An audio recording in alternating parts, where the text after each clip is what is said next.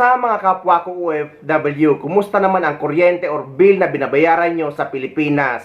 Dahil sa dami ng kaliwat ka ng pagkadismaya ng mga kababayan natin Pilipino sa kanilang Meralco bill na halos doble or biglang triple dahil nga sa dami-dami ng mga charges na nilalagay sa bayarin na ang taong bayan ang nagsushoulder or sumasalo. Kaya dahil dyan isang kababayan natin na naglabas ng pagkadismaya sa social media na halos murahin na ang gobyerno at ang mga taga Meralco. Galing ako ng Meralco, ito at binayaran ko na nga ang bill namin. Yan, 11,000 isang buwan lang to mga kamamsyo. Pumunta ako dito kasi akala ko yung sinasabing ERC na yan is nanginginig ang lamang ko sa gigil sa inyo ERC ha, pautos nyo, sabi nyo kahit hindi makapagbayad yung pala May to ano ba to? Visit na to May to July kailangan namin itong April, ang bill namin April 11,000 ang bill ko nanginginig yung lamang ko sa gigil sa inyo mga punyeta kayo, nakakapikong kayo, bibigay kayo ng lubag loob ha, visit kayo gobyerno, nakakagigil kayong gobyerno kayo, ang ina nakakapikon, mapapamura ka talaga sa gigil, nakakanginig kayo ng laman. Dito lang mapupunta ang sahod ng asawa ko, nakakagigil kayo, nakakapikon. 11,000 plus isang buwan lang to ha, puro government, nagbigay pa kayo ng palubag loob ha. Ito sabi April need to settle your bill. Ito sinulat ko to ayan nanginginig yung lamang ko Order daw ng ERC May to July. Yan ang pwede tayong hindi makapagbayad agad-agad. Pero ngayong April, kahit 11,000 pa tong bill ko, kailangan mong isettle kung hindi puputulan ka. So akala ng iba, pwede hindi magbayad po kayo at puputulan din kayo. Nakakanginig kayo ng laman, mga government. Gising-gising naman kayo dyan. Nakaupo kayo. Kakapiranggot na pera na lang namin, kinukuha nyo pa. Nakakapikong kayo. Mali-mali pa yung pera sa inyo, na pera naman namin, kinukuha nyo pa. Tapos kakapiranggot na lang, kinukuha nyo pa. Kakagigil kayo Ang ina, nakakapikon na. Napapamura ka talaga sa gigil dito sa Meralco to, tsaka sa gobyerno na to. Ang ina nyo, kayo na lang mabuhay. Ang ina nyo, kakapikong kayo, nanginginig talaga yung lamang ko sa gigil sa inyo. Mga hayop kayo. Mawawala talaga yung bait mo dito sa gobyerno na to Kakaiyak sa gigil, nagigigil talaga ako. Yan, pinagtitinginan ako ng mga tao. Sko! Iiyak ako sa gigil. Iiyak talaga ako sa gigil. Hayop kayong Meralco at gobyerno kayo. Nakakapikon. Nanginginig ako sa gigil talaga. Hayop, 11,000. Ha? Nag-aaral kaming anak. Kayo sa inyo mapupunta, sa maleta nyo mapupunta ang pera namin, kakapiranggot. Gigil ako, tumataas yung dugo ko. Ay nako, para ako inaatake ng high blood sa inyo. Ay, papamura ka talaga sa gigil kahit sino mabait talaga, totoo, magigigil ka talaga. Yan, Meralcong walang kwenta. Update ko po kayo kung anong nangyari sa reklamo ko. Yan, sa aking bill na 11,000. Ito po ang sagot sa akin ng taga Meralco. Ang sabi po nila is i-check ang aking reading. Ang reading ko po is nasa taas. Nakataas po yun dun sa dulo ng namin. Inom muna akong tubig at napapagod talaga ako. Pagod at stress dahil hindi ako kontento sa sagot nila sa resulta ng aking pagpunta doon. Yun mga kamams. Sagot nila, check daw yung aking reading. Tapos sabi ko, tinanong ko ito. Tinanong ko to kung ano tong mga to. Bakit may mga charges, mga ganyan-ganyan. Ang sabi sa akin, itong generation, transmission, system loss is kinukuha daw po yan ng LGU at BIR. Hindi raw po sila ang nakikinabang dyan. Yan, sinulatan ko po mga kamoms. sinulatan ko. Yan, sila, yan daw ang nakikinabang. Diyan daw bumabagsak ang pera natin. At sa kanila daw po, ito lang, distribution Meralco na nakalagay. Ayan daw po ang sa kanila lang. At itong others na to, na kung ano-ano, yan, makikita nyo naman dito at hindi ko na po iisa-isahin. Government pa rin. Government na rito, Meralco sa gitna, tapos government pa rin dito. Ang sagot ko doon sa Meralco, sabi ko, di po ba, private po kayo? Bakit po kayo pumapayag ng anuhan pa rin ng government? Ang dami na naming taxes eh. Taksa, ano ng sahod ng mga nagmanggagawa, mga binibili namin na kung ano-ano, di ba? Pag bumili ka ng kung ano, may tax po yan. Bawat galaw, may tax. Pati pa naman ito, grabe. So, halos kalahati, o sabi nilang parang 88% ay napupunta sa government. At sa kanila is 20 lang, nasa 20 lang. Yun po ang ibig sabihin ng Meralco. Pero sabi ko, maling sistema, bakit kayo pumayag ng ganyan? Ang salita, ipasasara daw. At ang mga ang mga nakaupong yan, ang hirap isa-isahin. Grabe kayo, hindi nyo inisip yung ng mamamayan. Batas kayo ng batas ng mali.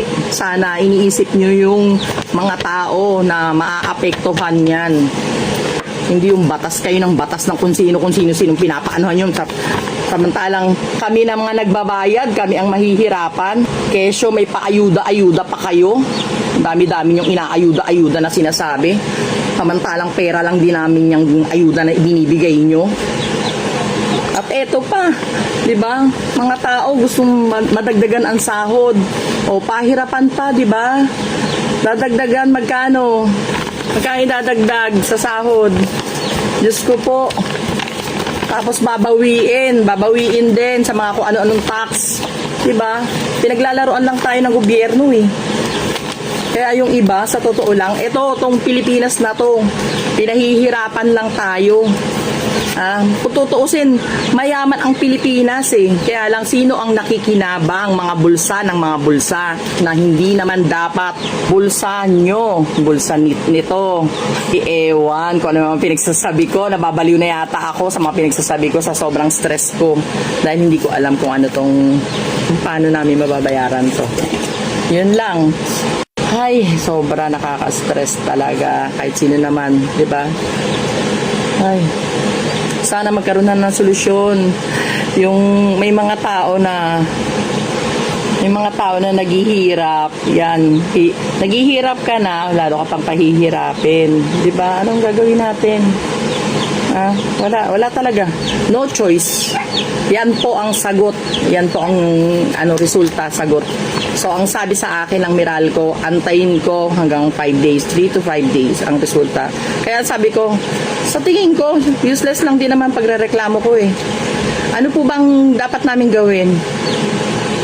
Gumawa daw kami ng letter sa ating presidente.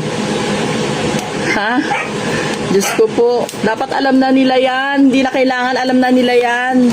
Ang dami nang naapektado. Ang dami na, kailangan pa mag-letter pa. Diba? Ang dami na nagre-reklamo, ang dami na apektado. Gumising naman kayo. Alamin nyo naman yung sitwasyon namin. Mga mamamayan na, grabe. Yun lamang po. Pasensya na. Masyado ako nadadala sa emosyon ko. Yun lang mga kamoms. Yan. At sana magkaroon ng solusyon. Alam ko maraming nagre-reklamo dyan sa mga bill na yan. Kawawa talaga. Lalo kung wala kang trabaho, patay ka ra. Wala.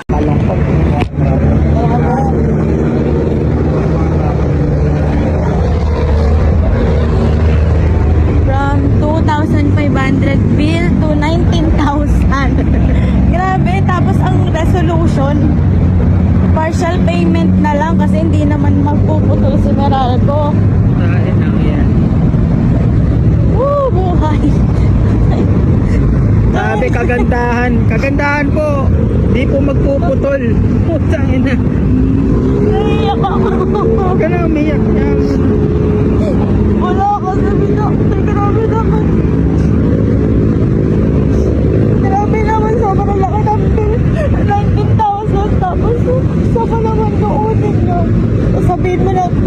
partial payment. Aabot po din naman yung next month. Eh, may next month pa na bill. Sahod mo, kulang pa papayad. Ay, wala man lang resolution na, o sige, baka kahit pa paano, bigyan kayo ng discount or ano, wala. Eh, partial payment yung pinaka. Ano, babayadan mo pa din naman. Grabe na, mahirap ng kuryente na yan. Ilan lang tayo sa bahay. Hindi na nga masyadong sobrang tipid na nga eh. Kahit sobrang init, hindi na nga nagbubukas ng aircon, bumaba lang yung bill, putik yan. Lalo pa Tomas. Dumating na yung bill namin for the month of May, April to May. Utang ina, dumoble. Ano to, lokohan? Utang ina, ito yung bill ko nung nakaraan eh. Oh. Nung nakaraan, ang bill ko 2,3. Tapos ngayon, babanatan nyo ako 6,4. Ano to, times 2? Ito, tama napapansin ko. Nakikita nyo, merong mga current bill tsaka previous bill. Pagdating dito, wala. Tapos, may consume ako na 407 kilowatt per hour. Ano to? Joke? Lokohan? Utang na ito, mga meral ko na to. Nakikipagsabuatan pa yung gobyerno. Tingnan mo, generation charge 3.5. Ano to? Yan yung meral ko kayong hype. Wala naman akong dinagdag na appliances dito. Ito yung nakaraan, oh. Nakita nyo? 3,284. Tapos ngayon babanatan ako 6,4. Ano to? Tingnan mo. Bakante yung ano eh. Bakante yung mga walang data, oh. Tingnan mo. Oh, yung current tsaka previous walang reading. Tapos consume ko 4,7. Ano to? Lokohan to, ah. Putang ina. Nagbayad ako ng ano? Ng kuryente ng pang 4 piece. Putang ina. Paano ko to? Laki nito, ah. Yung hayop na yun. Nakikita nyo? Yung may part na to, bakante, diba? Walang current reading tsaka previous reading. Tapos yung ano ko, actual ko, 407 kilowatt hour. Ano to, joke? Ano inang yan? Kung mga 4K to 4.5 eh, tanggap ko pa to eh. Eh kaso putang ina, 6.4? Ayok. Gago. Ito naman kasi ang nakakalungkot sa Pilipinas na sa dami-dami ng tax na binabayaran at mga charge lalo sa bill ng kuryente. Pero hindi naman natin nakikita na umaangat ang bansang Pilipinas. Kaya kahit sino siguro ay madidismaya.